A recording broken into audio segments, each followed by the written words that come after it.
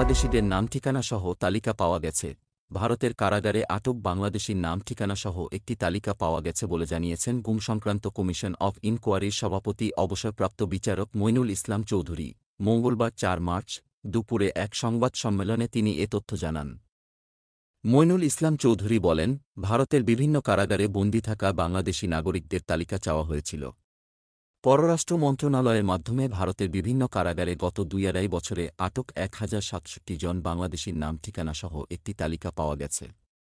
প্রাপ্ত তালিকায় গুমের শিকার কোনো ব্যক্তির নাম আছে কিনা তার অনুসন্ধান চলমান জানিয়ে তিনি বলেন, পুলিশ ও বিজিবির পক্ষ থেকে পূর্ণাঙ্গ তথ্য প্রাপ্তি সাপেক্ষে অনুসন্ধান চলমান রয়েছে।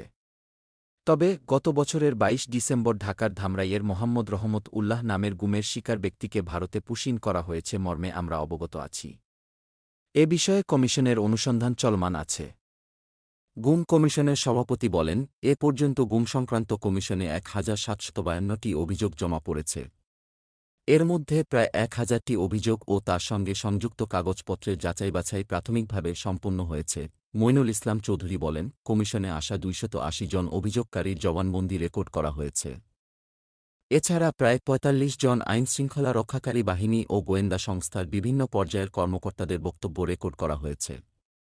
আবার গুমের শিকার হয়ে ফিরে না আসা ৩৩০ জন ব্যক্তির বর্তমান অবস্থা নিয়ে অনুসন্ধান চলমান আছে। Desk report, BE news, Dhaka.